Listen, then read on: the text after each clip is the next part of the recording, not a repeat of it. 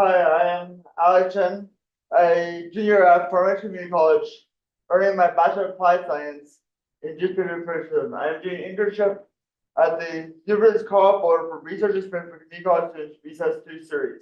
Right now, we're getting series Research Sediment, debris flows, and landslides in the Front Range. Today, Marie was my mentor for the summer.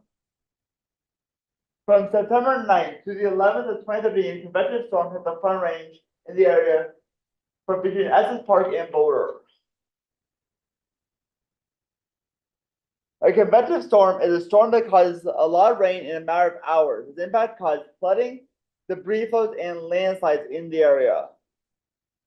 This is important because there have been a lot of changes and developments in the area since 2013 when the event happened. We know that events like this have happened in the past. The bridges and roads have been fixed. There has not been an update on where the sediment is now 10 years later. Studying where the sediment has gone after a decade helps us understand the longer-term hazards of landslides and large rain events in the Front Range. Between September 9th and the 13th of September 2013, there were more than 1,238 debris flows in a 3,430 square kilometer area of the Colorado Range that triggered about 75 millimeters of rain happened before the event. To understand what happened during the event, we have to understand what landscape looks like before the event, immediately after the event, and what the area looks like now. I'm looking at data from before the event, immediately after, as well as the currently collected data. I resampled for the nearest neighbor technique, which is default resampling for the Bachelor calculator inside of QGIS. So 2010 data, 2013 data, 2021 to 2023 current modern data. This project using QGIS, GIS, and remote sensing methods. This included collecting, merging, and comparing LiDAR and digital elevation models, DN, from different years. Remote sensing is the images that are taken in a sweeping motion over the ground. Measure the amount of time it takes a beam of light or sound wave to reach back to the sensor. LiDAR stands for light detection rangings. It has been an aerial object since pulsating light down from the object and straight up. So all the data, I took most of the data from WGS84 and converted that to NAT83 UTM zone 30N, which is the coordinate system for Northern Colorado. So I took my sample area, then took the USGS PM image of the Front Range and put that on top of it, and then compare that to my 2023 flood data, and then do the same thing with my 2013 flood data and put on top of my 2010 Boulder map for the same area. And then I use raster calculator to measure the difference of the raster pixels by pixels across the whole image. And then use all the data and resample it so it all fit my study area. So in the case I have 4 Mile Cane Creek and Boulder, so a digital elevation model is comes from either 2D topographic map or from LiDAR point clouds. The digital elevation models came from the national map. These were the digital elevation models I had for the 4 Mile Creek area. So the 2013 image I received on BOEM in 2013 was titled GoDM, so it's likely not the original image from the national map, and so that caused some of the error, and then some of the error probably came from the satellite made a different sweep of the area in 2023 than in 2013, which caused my weird analysis. When we look at the lighter day, we can look at the more specific changes in the area due to the lighter day not having been reduced down to its individual points as done when a DM is created. This lighter, you look at the red and the blue show the elevation changes in the area between 2010 and 2013. The red area showed a decrease in elevation while the blue area showed an increase of elevation. There are some changes in my survey sites, which are the gray dots and browns, but most of the error change happened due to the creek flow, where it went over banks and caused all this low elevation areas. So 10 years since the flood, there have been very few changes to survey sites.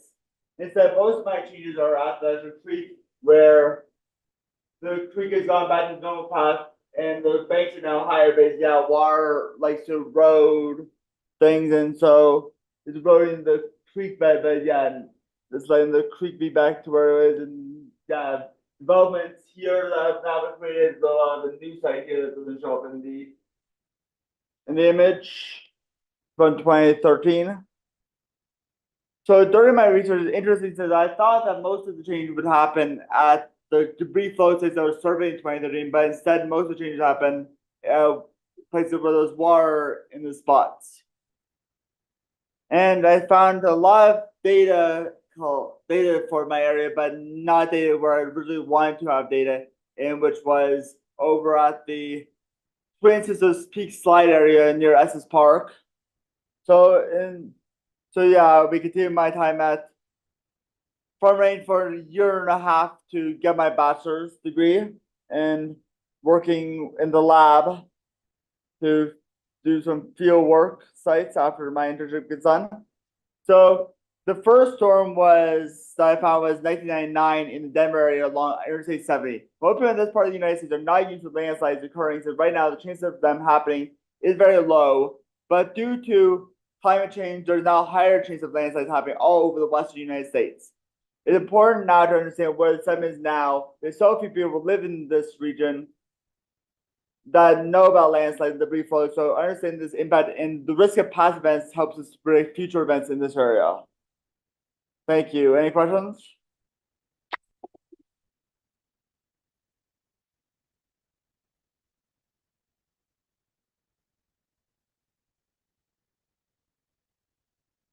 So like the comparison between years of community, Yeah. it looks like there was like less spread. Is that because of like any restoration efforts, or did it naturally just kind of fill in?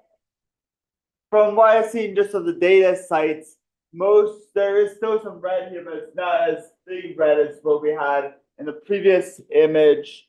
And so I think yes, just natural occurrences have happened. Also that we have bigger things now that are really show up more like this new site that doesn't show up in the 2030 image. And then we have all this new road and this trail here that's kind of now been the bacon at the day is picking up as I decide to go way big in my scale with a 2 meter top limit and -2 meter lower limit. So a lot of the really big changes really show up really brightly now.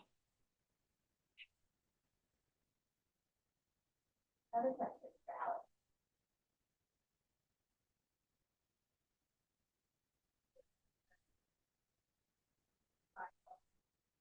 Yes, in the 2020 to 2013, yes, they did erode and water obviously went over its banks because you have a big depression here around the creek beds. And then now because the creek's back and do the thing and lighter and doesn't do well with water as well as snow and ice with their nice yellow, blue, white backgrounds, they don't do well. And so now the thing's now back its brother placed the creek, and so the big thing that shows up now is the banks are nice and high.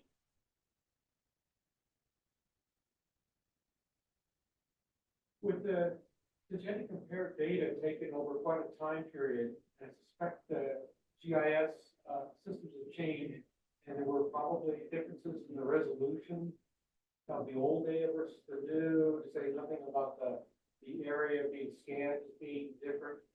And how much of your work had to deal with just doing the data transformation to get it all compatible? The data information was done through the software itself and the resampling tool. I selected what kind of interpolation method I wanted, and it did the work of figuring out how to deal with the different layers. But I told it that I wanted my result to be was my main input, which was 1 meter, which is most of the data that I collected was 1 meter. So I wanted to keep it the 1 meter resolution. That was really great talk. I really enjoyed it. That big blue dot in the middle of this one, what's going on there? It seems to be because of positive elevation change. What is that? Well, looking at thing, I don't really know what happened there because look at the Google Earth imagery. This has been there the whole time, but I don't know why it shows up here as a depression and this one is as a big bumpy as and all the times it should be just a big rocks thing unless there's more unless here there was a lot less high elevation to pick up on, and this was a lot more high elevation to pick up on that the average decided to be different for here and here. Right? Yeah.